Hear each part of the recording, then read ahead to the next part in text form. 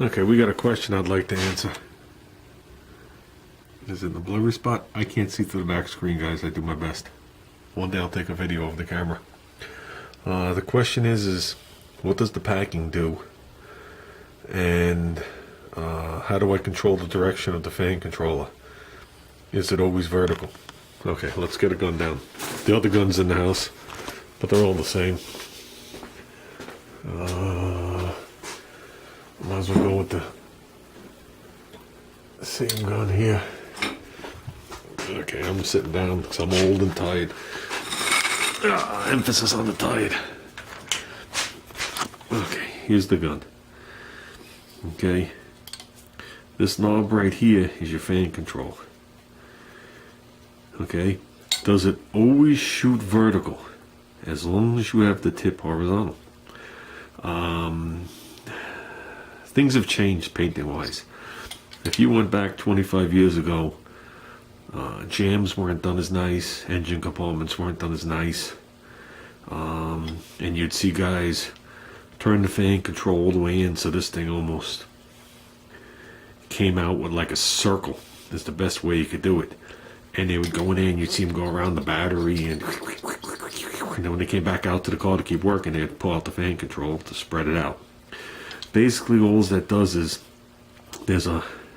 this piece right here is hooked to a long shaft. You guys didn't really see it when I put it in, and the end of it is a needle with a taper to it, and the seat is in the back of that deflector I showed you guys.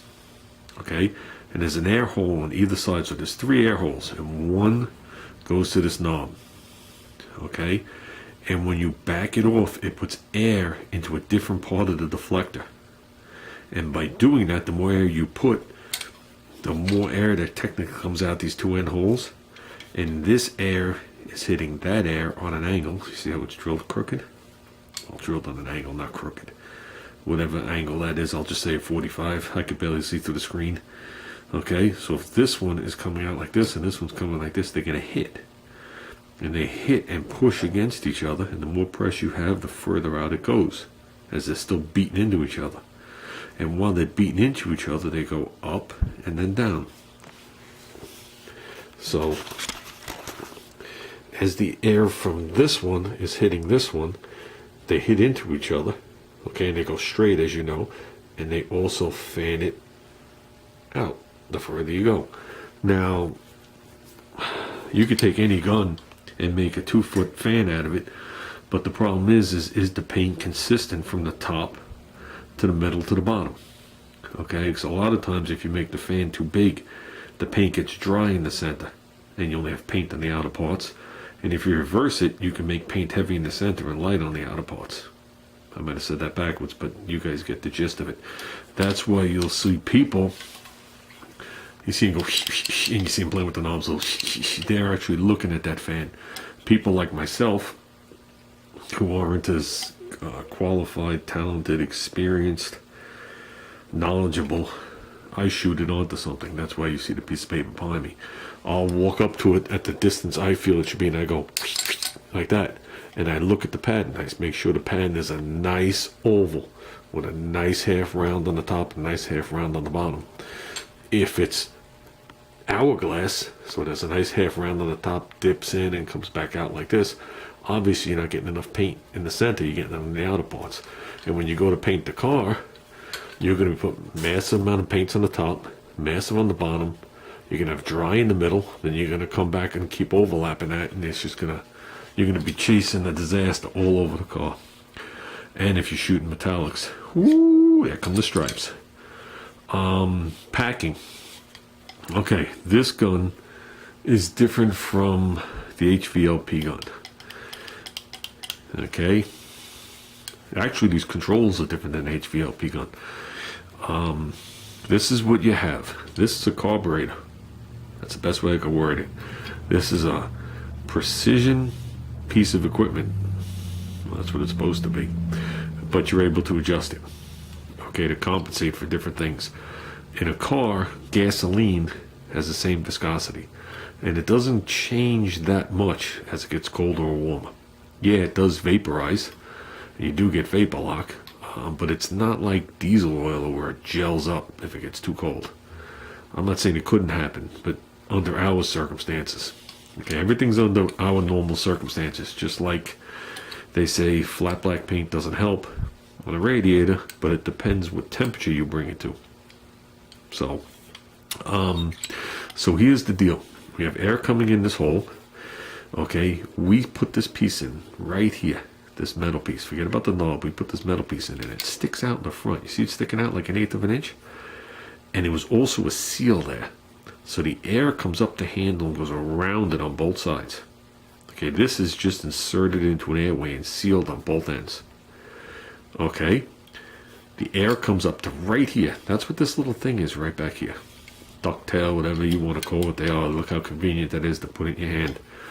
Horse crap. The air valve is in there. Couldn't they shorten this? Sure. But they take full advantage of this and they put the air valve in there. So the air is in your gun up to here. Okay, on this particular gun there's a separate air valve. Okay, so right now I'm hitting it and I'm opening the air valve. We are not touching this piece right here, which is the needle for right there. See how it moved in? Okay. Now picture that as your carburetor, and say you're working on a lawnmower engine, that's your needle and seat to adjust the idle or when it's nailed, however you want to do it, since the Briggs & Stratton itself is very lame and only has one screw mixture for the overall. But just picture it like that. Now, we have air coming up to here. Let's say the fan's wide open. Okay, which this doesn't have to lock on it anymore. Okay, let's say it's wide open, and let's say I can pull it all the way back. So now it's all the way open. Okay, so the air comes up, follow my thumb, comes up into this upper area, comes down into this thin area, and goes into here, and that's where this swells out. Okay, and if you remember, there was the 3 holes, so now you have air coming out the 2 end holes that we saw in there. Then the center one we opened up because we got the fan wide open, which brings it right through the deflector. So instead of just coming around the deflector, it bypasses a whole wall of the deflector. The air comes into this cap. Okay. Pressurizes, well, it depends on who you talk to, whether it pressurizes it or it's low pressure drawing in the high pressure. Either or. There's more air in here than there is out here, and it has to come out. So it comes out through this hole, the other big hole, and these 2 little holes that they add in there to fine tune it. I have different caps with all different amounts of holes and different numbers and all that, but let's just say it comes out. And as it comes out, it scavenges. Just like when the air goes through the venturi of your carburetor and it speeds up, they speed it up on purpose, because if they speed it up, they can control the signal better, and at the same time of speeding it up, it lowers the pressure down there and it draws out the fuel.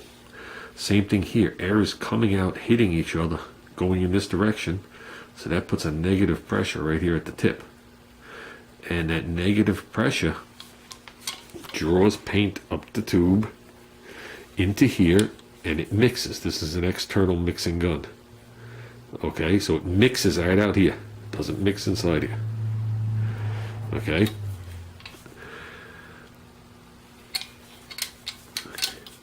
Since I'm putting a negative pressure here where my finger is, that means there's a negative pressure here where the seal is. So if, for argument's sake, I loosen this up, I've just created a vacuum leak. What happens when you create a vacuum leak in your car? You draw the same amount of air. Always remember, you're always drawing the same amount of air, but you're drawing less fuel. And when you draw less fuel, paint, and the same amount of air, it gets dry, and it shoots dry. Okay, so this packing has to seal well enough, okay, that it doesn't keep the rod from moving. Okay, but you could still have a negative pressure here to draw out of the cup.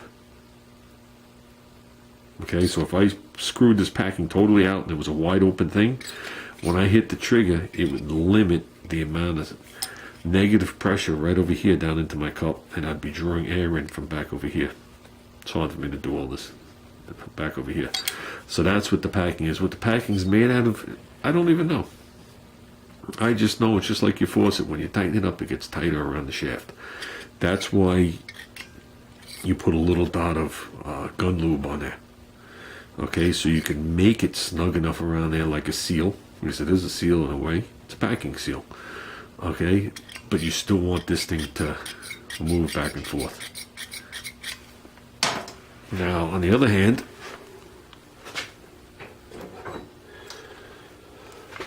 the old Chinesium gun is a little different.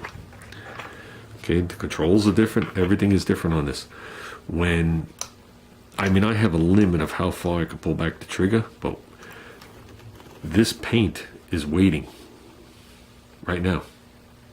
It requires no air. See, watch. It requires no air.